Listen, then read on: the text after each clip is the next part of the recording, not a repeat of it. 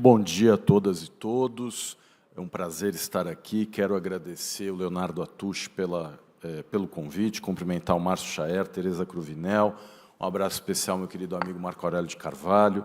Bem, procurar ser bastante rápido e trazer pontos que eu acho que são importantes nessa discussão, né? Primeiro, reconhecer a importância da decisão da Suprema Corte a respeito desse tema e reconhecer que os ataques feitos ao Supremo Tribunal Federal, em especial pela extrema-direita, né, que acusava o STF de estar invadindo uma competência legislativa, é uma acusação falsa, e quando a gente vai ao direito comparado, nós observamos que outras Supremas Cortes também já trataram desse tema, também já declararam inconstitucional a criminalização da posse de drogas para uso pessoal, como aconteceu na Argentina, na Colômbia, no México, na África do Sul, para ficar apenas em 4 exemplos. Na Colômbia, inclusive, quando, na década de 90, a Suprema Corte declarou a inconstitucionalidade do crime de posse de drogas para uso pessoal, o Congresso colombiano reagiu com uma proposta de emenda à Constituição para criminalizar a posse de drogas para uso pessoal,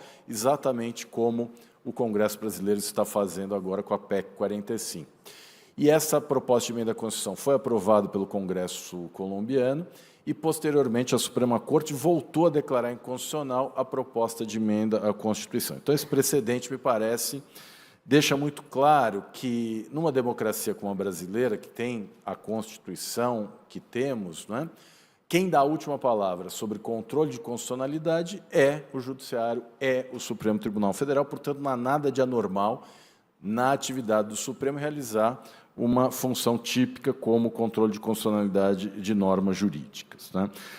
A decisão do Supremo, ela pode ser vista de diferentes formas, né? Eu procuro enxergar essa decisão como um primeiro passo para uma reforma mais ampla. Evidentemente que a decisão, nos termos em que foi tomada, ela não resolve todos os problemas, ela não resolve todas as lacunas, mas, a meu ver, é um passo inicial importante para que a gente possa avançar.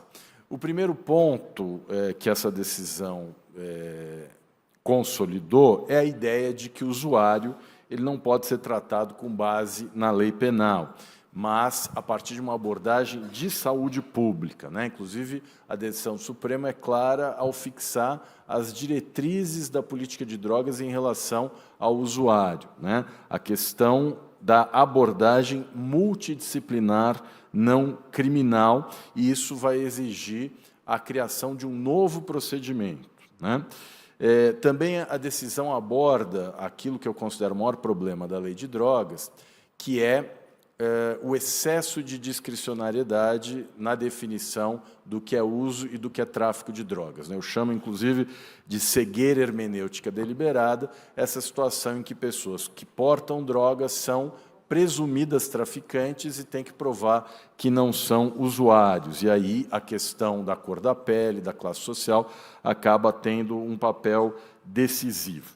Então, o Supremo Tribunal Federal fixou a tese de que a presunção de inocência e o ônus da prova impedem que pessoas flagradas com drogas sejam presumidas traficantes. Toda pessoa flagrada com drogas ela deve ser presumida usuária e somente quando houver prova da finalidade mercantil é que pode haver acusação de tráfico de drogas, né?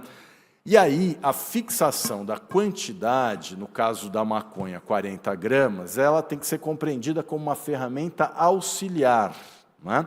Porque o Supremo deixou claro que, mesmo em casos de quantidades superiores, é possível que se caracterize o uso pessoal. Aliás, todas as pesquisas, a Luciana estava mencionando a pesquisa que ela foi uma das coordenadoras, junto com a Ela Vieco, em 2009, né? E depois dela, várias outras pesquisas apontaram exatamente a mesma situação. A maior parte dos casos que tratam de tráfico de drogas são quantidades compatíveis com o uso pessoal. Os casos que envolvem grandes quantidades, muitas toneladas, são a exceção, até porque, como a Luciana Zafalon vai mostrar na última mesa, nós temos um problema do funil de investimentos no Brasil, né? O dinheiro que vai para a polícia 2/3 vai para a Polícia Militar, 1/3 vai para a Polícia Civil. Isso gera uma Polícia Civil com baixa capacidade de investigação. De cada 3 homicídios, apenas 1 tem a sua autoria esclarecida no Brasil, homicídio que é o crime mais grave, e 2/3 do recurso vão para a Polícia Militar, que faz o patrulhamento ostensivo e preventivo sem prévia investigação, sem trabalho de inteligência.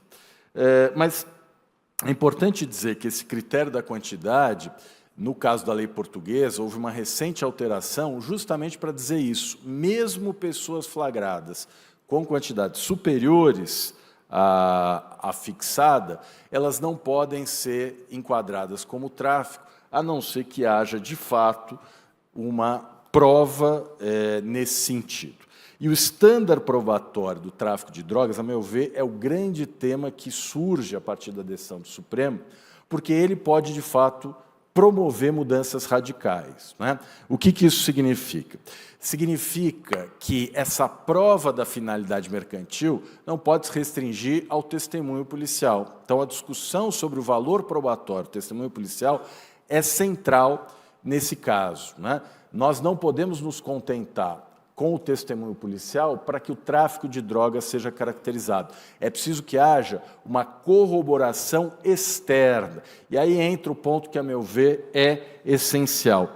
O valor probatório do testemunho policial está diretamente relacionado ao uso de câmeras corporais. Hoje, a discussão sobre câmeras corporais ela é central na política de segurança pública, e, a meu ver, a câmera corporal ela deve ser compreendida como condição de validade do agir policial. Há inúmeros precedentes do STJ nesse sentido, e me parece que essa é a direção. A única possibilidade de fato, submeter a atuação policial aos limites previstos na Constituição é exigir que todo policial use câmeras acopladas ao uniforme que filmam independentemente da vontade do policial. Essa discussão está sendo travada na DPF 635, a DPF das favelas, e também numa suspensão liminar promovida pela Defensoria Pública de São Paulo contra a iniciativa do governo de São Paulo, que primeiro se recusou a investir em câmeras policiais e agora quer investir no modelo de câmera em que o próprio policial controla quando liga e quando desliga a câmera. Então, a questão da câmera corporal, a meu ver, está no centro desse debate, porque é a câmera corporal que vai nos permitir realizar esse controle da legalidade a posteriori da atuação policial, e sem isso, tudo que o Supremo decidiu vai ser inútil, né? Então, essa questão do valor probatório, a meu ver, é uma questão central. As câmeras acopladas ao uniforme são fundamentais. Para finalizar, apenas 3 rápidas observações.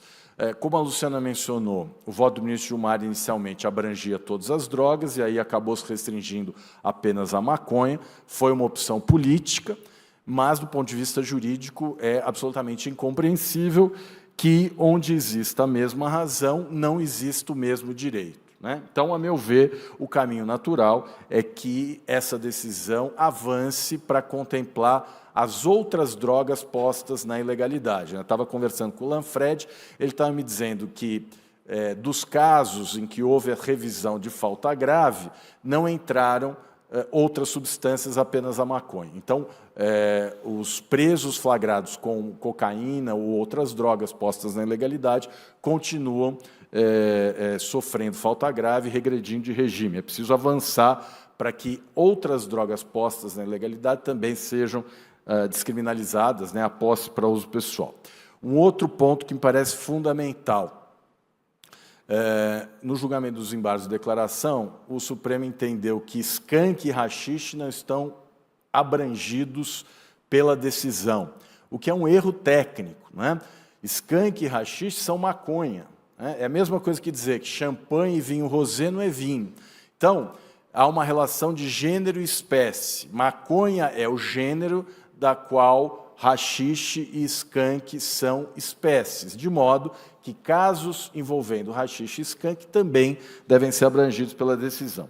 E, por último, ainda que a gente esteja vivendo esse momento político difícil, né? Dizem que o Brasil, depois de sediar a Copa do Mundo 2014 e a Olimpíada em 2016, está sediando o retorno à Idade Média, né? Então, é difícil, de fato, realizar alguns debates. Mas é preciso pensar para além da ilicitude administrativa ou civil, né? Claro que se trata de um avanço, mas é preciso avançar rumo a uma regulação da produção, distribuição e comercialização de toda e qualquer substância, porque numa democracia o Estado não tem legitimidade para dizer a pessoas adultas e capazes o que pode e o que não pode penetrar os seus corpos. Então, agradecendo mais uma vez a oportunidade, eu encerro por aqui. Muito obrigado.